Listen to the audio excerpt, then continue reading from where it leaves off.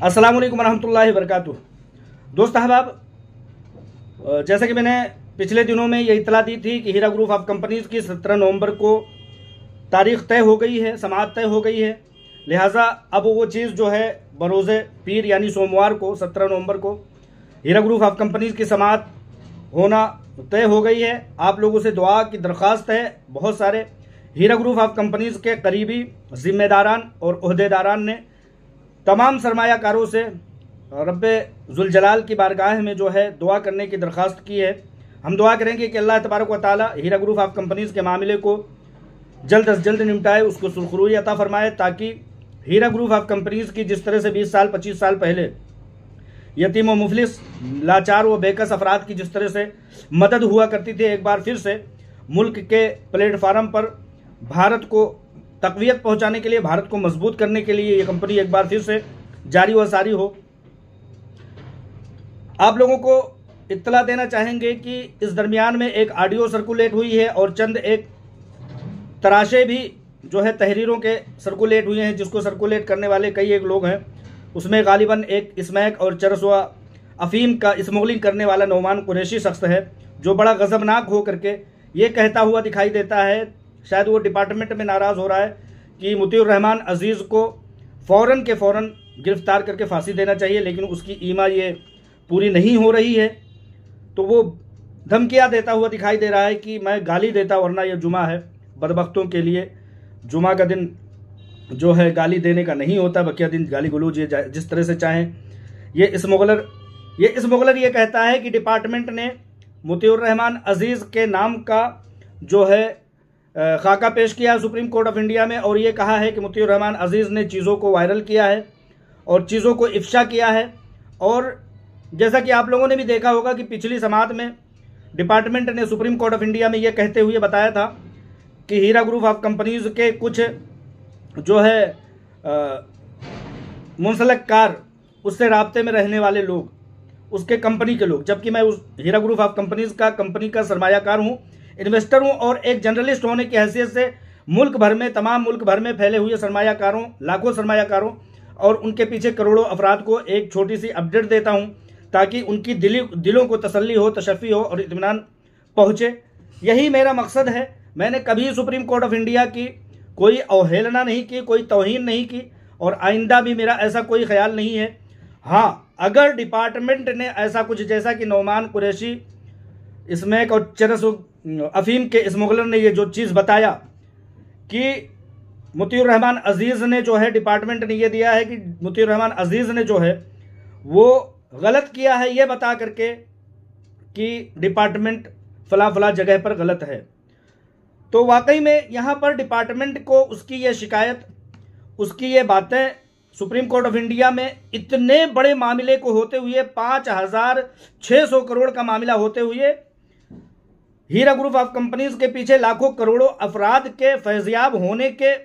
मामले को निपटाने के बजाय एक छोटे से शख्स मुतीउर रहमान अजीज़ और एक गली कूचे के पत्रकार की शिकायत सुप्रीम कोर्ट ऑफ इंडिया जैसी जगह पर करना, कहीं ना कहीं डिपार्टमेंट की लाचारी, बेकसी व बेबसी और उसके कहीं ना कहीं मन में झोल होने का एक शायबा आता है। वरना कहाँ सुप्रीम कोर्ट ऑफ इंडिया, कहाँ इतनी बड़ी company Heera group of companies, और कहाँ मुल्क की इतनी बड़ी मुअज़्ज़ज़ एजेंसी डिपार्टमेंट वो एक शख्स की शिकायत करता फिरता है कि रपट लिखवाई है थानों में जा के, रकीबों ने रपट लिखवाई है थानों में जा के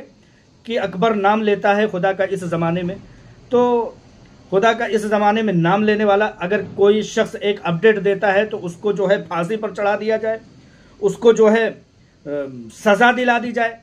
एक तरफ 5,600 करोड़ रुपए का पेंडिंग मामला, हीरा ग्रुप ऑफ कंपनीज के प्लेटफार्म पर 99% अफराद, डिपार्टमेंट के प्लेटफार्म पर उनके बताए गए हिसाब के मुताबिक 13,000 अफराद, डिपार्टमेंट के बताए गए रुपयों के मुताबिक 640 करोड़ रुपए।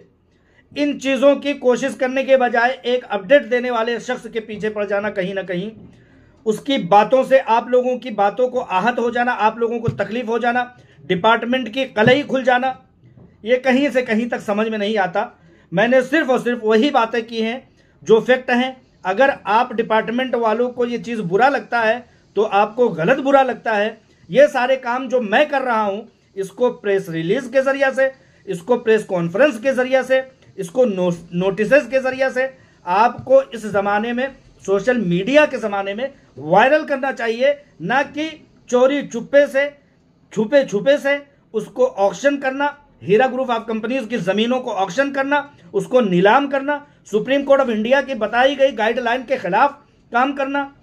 ये सारी चीज़ें मुनासिब नहीं है। मुमकिन है मेरे कहे गए बातों के मुताबिक आप लोगों की भी कोई मजबूरी होगी। मुझे तो नहीं समझ में आता कि मैंने कोई गैर कानूनी काम किया है। मैं सुप्रीम कोर्ट ऑफ इंडिया के जजमेंट के मुताबिक हमेशा यही कहता हुआ नजर आया हूं और हमेशा यही कहता हुआ नजर आऊंगा कि पीएमएलए एक्ट के मुताबिक कार्रवाई की जाए।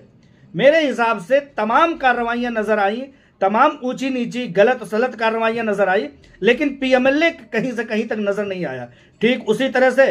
कि शिमला मिर्च में शिमला नहीं नजर आया और कश्मीरी पुलाव में जो है कश्मीर कहीं नहीं नजर आया, उसी तरह से आपकी तमाम कार्रवाइयों में जो है सुप्रीम कोर्ट ऑफ इंडिया के जजमेंट के मुताबिक, सुप्रीम कोर्ट ऑफ इंडिया के ऑर्डर के मुताबिक कहीं पीएमएलए नजर नहीं आया। तो ये चीज़ मेरा कहना है कि पीएमएलए आखिर है कहाँ, उसके तहत कार्रवाई हुई कहाँ। अगर मैंने ये बात कह दिया कि बडला गणेश जमीन माफिया जो हीरा ग्रुप ऑफ कंपनीज के फिल्म नगर फिल्म सिटी के बंगले पर बैठा हुआ है, कब्जा किए हुए है, वो दाखिल हुआ तक किराएदार के तौर पर चंद एक महीनों में किराया देना बंद कर देता है, उस पर मुकदमात दर्ज हुए। उस मुकदमात के चलने के दरमियान अगर उस शख्स को जो है वो हीरा ग्रुप ऑफ कंपनीज के बंगले औने पौने रेट में बेचे जा रहे हैं, और इस चीज़ को मैंने अपने जानने वालों को, मैंने अपने सरमायाकारों को, आवाम को, पब्लिक को सोशल मीडिया में अगर मैंने वायरल किया, अगर मैंने तहरीर लिखा, हिंदी उर्दू न्यूज़ इंग्लिश न्यूज़पेपरों को अगर मैंने ये चीज़ लिख करके बताया कि बडला गणेश नामी शख्स को चोरी हीरा ग्रुप ऑफ कंपनीज के ज़मीन को ऑक्शन करके उसके नाम रजिस्ट्री करने की कोशिश की गई, तो ये आपको बुरा लग गया।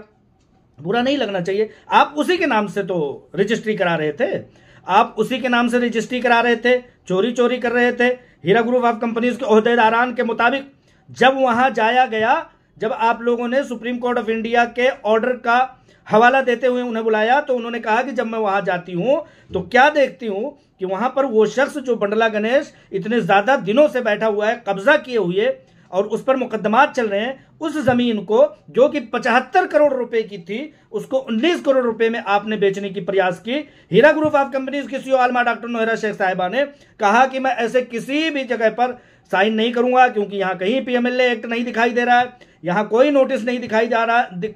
रहा है। यहां पहुंचने पर पता लगता है कि उस शख्स जो काबिज है हीरा ग्रुप ऑफ कंपनीज के बंगले पर, उसके नाम से रजिस्ट्री की जा रही है। अगर इस चीज को मैंने सोशल मीडिया में, यूट्यूब में, तहरीरों में, अखबारों में अगर लिख दिया, बोल दिया, तो क्या मुझे फांसी पर चढ़ा दिया जाएगा?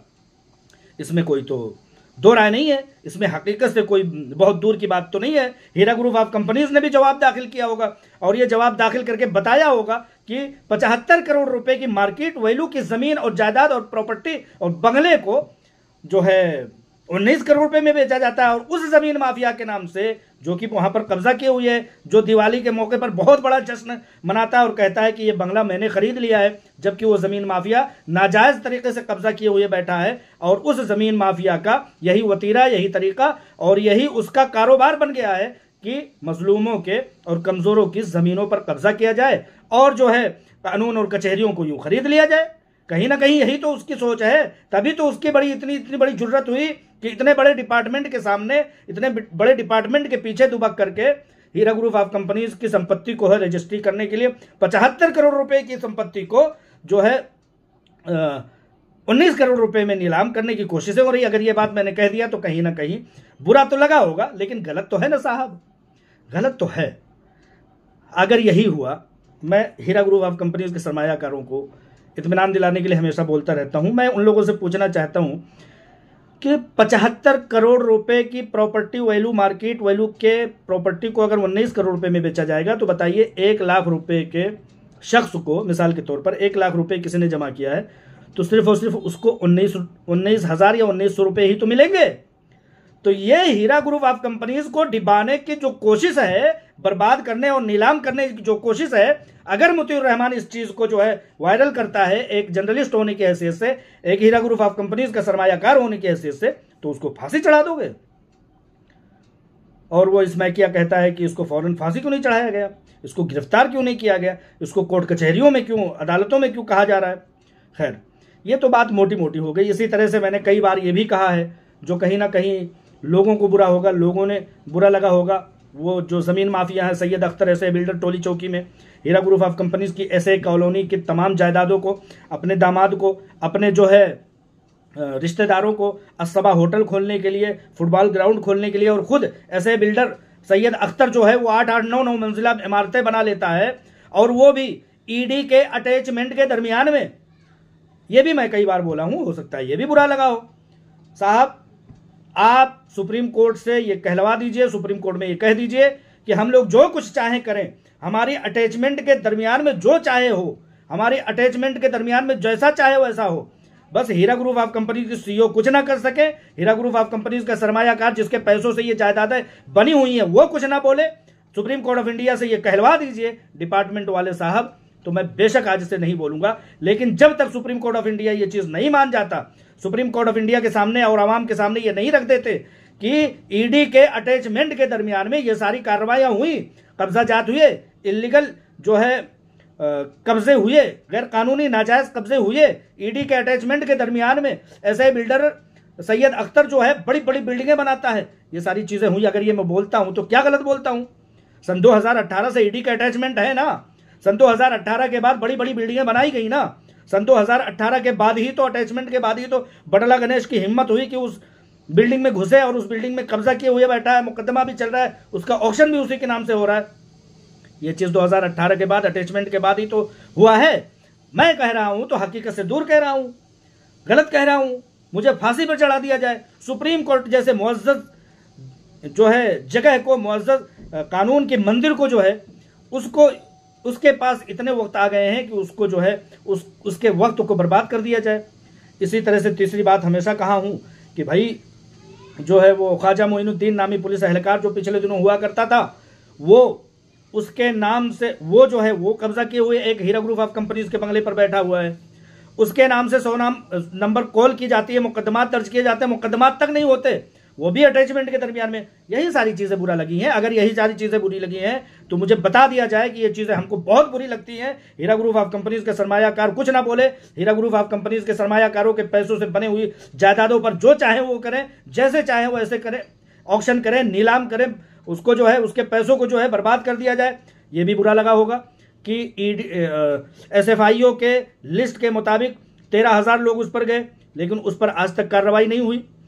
13,000 लोग गए तो 13,000 लोगों की लिस्टिंग कब हुई, उनकी मैपिंग कब हुई, उनके पैसों का सही पैमाना कब हुआ, ये भी बुरा लग सकता है, ये भी बुरा लगा होगा। मैं कहता हूं कि एक शख्स बजरिया पोस्ट भेजता है, उसको भी बजरिया ईमेल भेजता है, वो भी कोई शख्स जा रहा था उसके हाथों से भी भेज दिया, 3-3, 4-4, 5-5 बार उसका नाम शुमार कर दिया। 1 लाख के आदमी को 5 लाख, 5 लाख के आदमी को 25 लाख, 25 लाख के आदमी को 1 करोड़ रुपए पहुंचा दिया गया। उस चीज को भी मैं अगर कहता हूं एक सरमायाकार, एक जर्नलिस्ट होने की हैसियत से,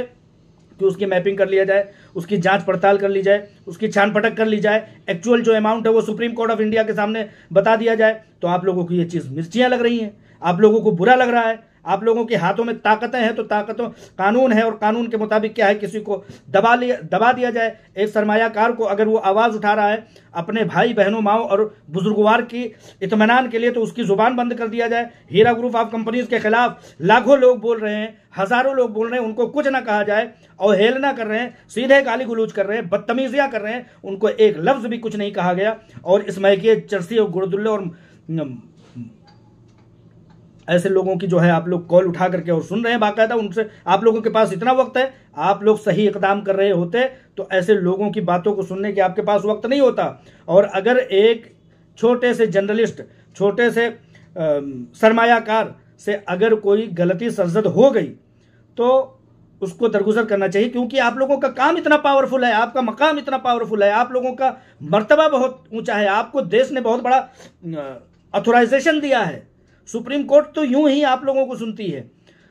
तो बहुत बड़ा मकाम है, आप लोगों को बुरा नहीं लगना चाहिए। हम जो कहते हैं वो हकीकत से अलग नहीं कहते। 2018 से बाद हीरा ग्रुप ऑफ कंपनीज की प्रॉपर्टीज पर बहुत सारे इंक्रोचमेंट हुए। ये चीज़ अगर हम बोलते हैं तो ये हकीकत से दूर नहीं है। Supreme court of India in चीज़ों को अगर मुझे मदबू करती है, मुझे तलब करती है, मुझे बुलाती है और मुझसे पूछती है कि हकीकत क्या है, तो इंशाअल्लाह ताला तमाम सरमायाकारों की तरफ से इस बात को मैं रखूंगा और कहूंगा कि ये सारी चीज़ें हुई हैं।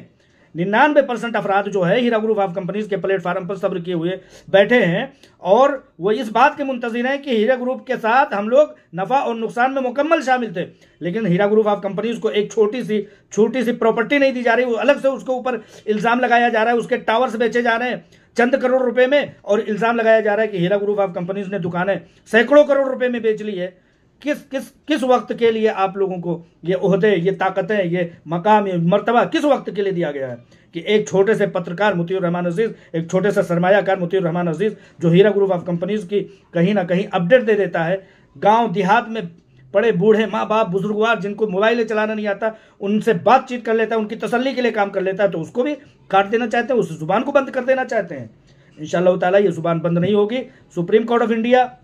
के हर जजमेंट का पासो लिहाज और उसके सामने ये बातें रखी जाएंगी कि एक सरमायाकार सिर्फ और सिर्फ ये चाहता है कि जिस तरह से क्लेमेंट, जिस तरह से शिकायत कुनिंदगान को डिपार्टमेंट के जरिए से राहत पहुंचाई जा रही है, उसी तरह से 99% हीरा ग्रुप ऑफ कंपनीज के प्लेटफार्म पर रहने वाले लोगों को राहत पहुंचाने के लिए भी कोई इकदाम होना चाहिए। यही मेरा मुतालबा है, यही मेरे मोहल्ले का मकसद है। मैं सरमायाकार हूँ, मैं पत्रकार हूँ, मेरा हिंदुस्तान, मेरा भारत मुझे यह अख्तियार देता है। अस्सलाम वालेकुम रहमतुल्लाहि व बरकातहू।